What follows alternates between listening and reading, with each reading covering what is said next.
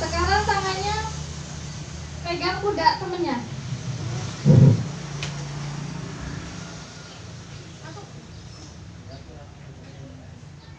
Sudah?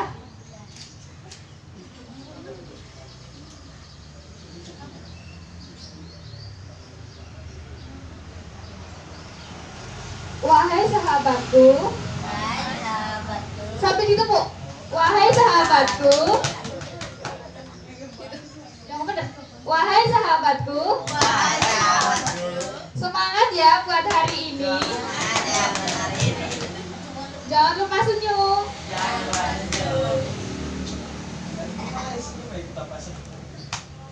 Sekarang gantian.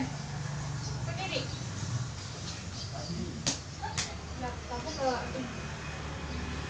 Wahai sahabatku, jangan keras-keras. Wahai sahabatku, semangat ya buat hari ini. Jangan lupa senyum.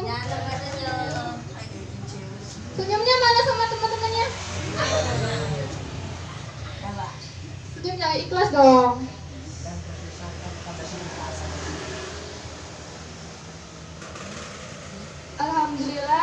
Alhamdulillahirabbil alamin. Wassalatu wassalamu ala asrofil anbiya'i wal mursalin wa ala alihi wa ashabihi ajmain. Amma ba'du. Pertama-tama marilah kita panjatkan puja dan puji syukur kita kehadirat Allah Subhanahu wa taala yang mana telah melimpahkan rahmat serta taufik kepada kita semua sehingga kita dapat berkumpul di sini dalam keadaan sehat walafiat. Amin. Yang kedua kalinya, tak lupa salam serta sholawat kita haturkan kepada Nabi besar Muhammad Sallallahu Alaihi Wasallam yang kita nanti-nantikan syafaatnya di yaumul akhir nanti. Yang ketiga kalinya, saya Nur Rahmat akan mengisi sedikit tentang teman yang baik. Di sini Pak Nur mau tanya, berapakah sahabat kalian atau teman kalian? Banyak ya. Karena manusia hidup di bumi ini tidak seorang diri, pasti membutuhkan ya orang lain. Karena manusia itu adalah makhluk sosial, pasti membutuhkan yang namanya bantuan dari orang lain. Bantuan ini bukan berarti bergantung pada orang lain. Di sini adalah kita adanya saling membantu sama lain. Misalnya Mas Fari membantu Mas Sulis ketika ada kesulitan ataupun sebaliknya. Kemudian bekerja sama, misalnya ada tugas kelompok, kita lakukan secara bekerja sama. Nggak boleh hanya dilakukan hanya satu orang. Kemudian menghargai satu sama lain. Menghargai di sini bisa menghargai orang yang lebih tua. Misalnya kita bisa manggil orang yang lebih tua dengan sebutan Mbak atau Mas, nggak boleh lancang dengan namanya langsung.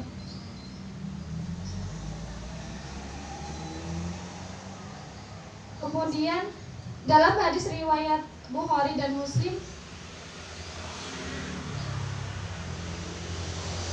teman yang baik itu ibarat sebagai sang pembawa minyak wangi. Kalian tahu minyak wangi?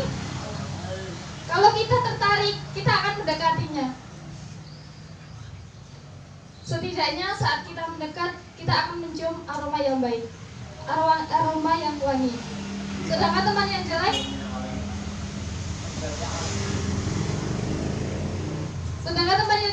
itu ibarat seperti sang pandai besi.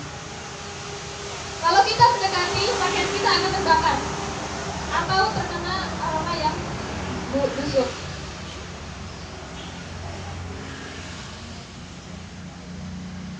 Dalam memilih teman, kita harus berhati-hati dan kita harus selektif, sebab teman sedikit ataupun banyak itu akan mempengaruhi kita. Misalnya kita berteman dengan orang baik, pasti kita akan ikut dalam hal kebaikan tersebut.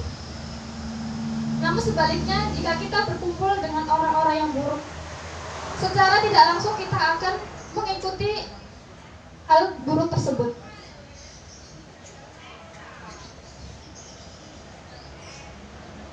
Mbak Nur tanya, siapa sahabat Nabi yang pernah ditanya tentang berapakah orang atau berapakah orang sahabat sejatinya? Sahabat Nabi. Gak tahu. Khalifah Ali bin Abi Thalib pernah ditanya, berapakah orang sahabat sejatimu? Beliau menjawab, aku tidak tahu. Tunggulah nanti ketika aku dalam kesulitan.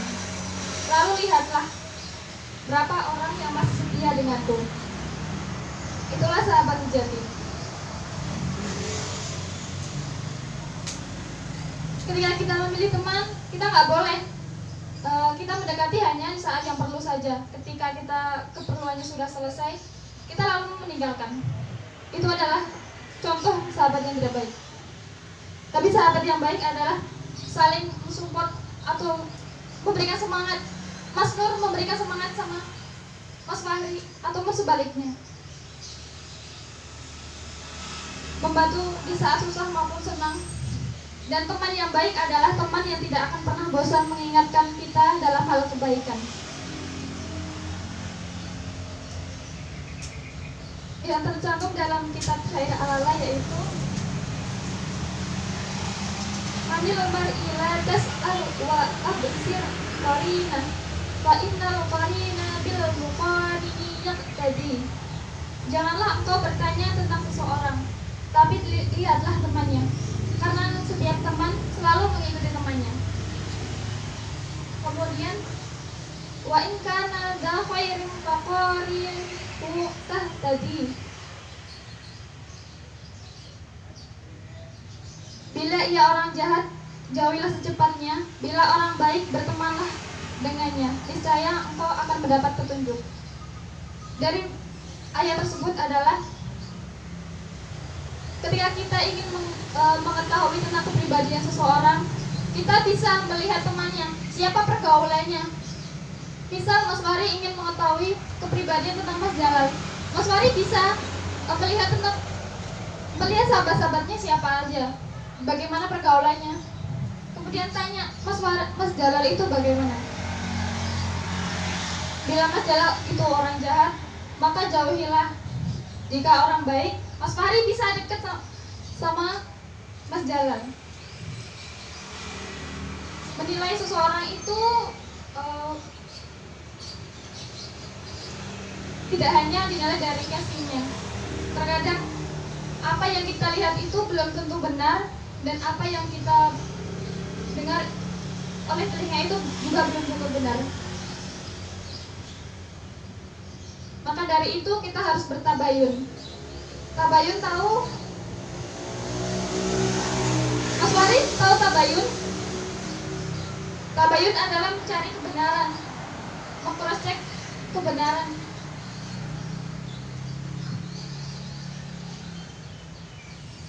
Pertemanan yang baik adalah pertemanan yang dijalin di jalan karena Allah Subhanahu wa taala.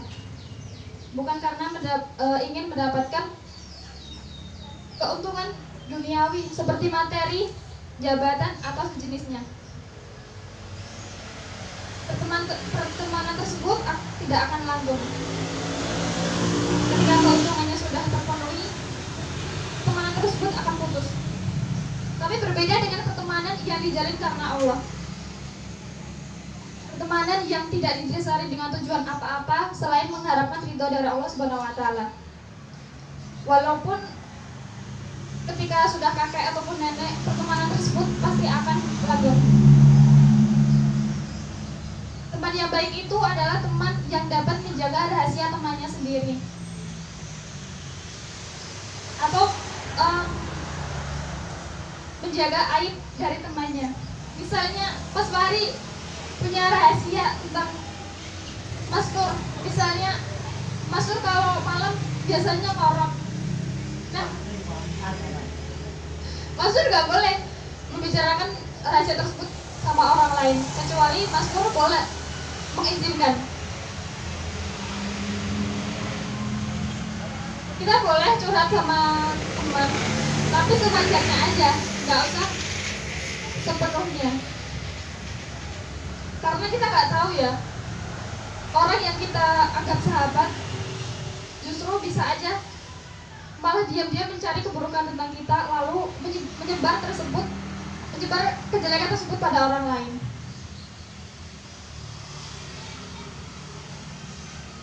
Marilah kita selektif dalam memilih teman yang dapat memberikan pengaruh yang positif kepada kita untuk kebahagiaan, keberhasilan di dunia maupun di akhirat nanti.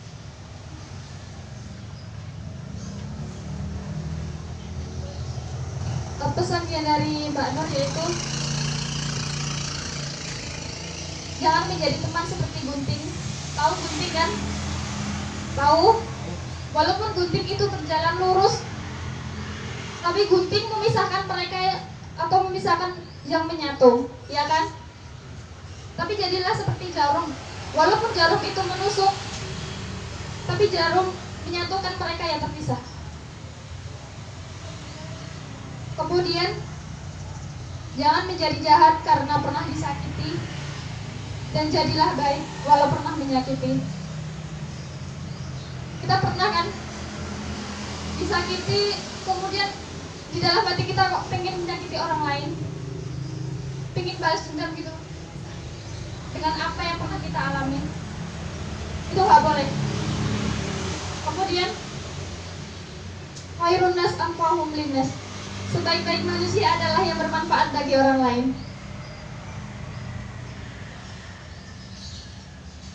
Udah, ada yang mau ditanyakan tentang teman yang baik? Mas Fahri, mau ada yang ditanyakan? Mas Nur? Yang lainnya, Mbak mau ditanyakan? Masih belum, Mbak. Masih belum. Mari. Untuk diulang kutipan yang tadi disampaikan, jangan menjadi jahat karena disakiti, dan jangan menjadi jahat karena disakiti, dan jadilah baik kalau pernah menyakiti. terima kasih. Udah.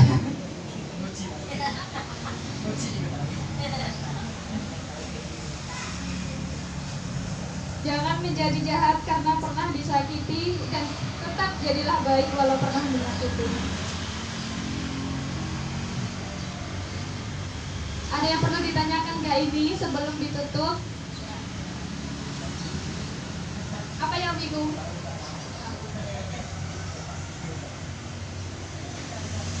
Udah? Cukup sekian dari yang saya sampaikan. Kalau ada piring yang pecah, jangan simpan di dalam peti. Kalau ada kata-kata yang salah, jangan simpan di dalam hati.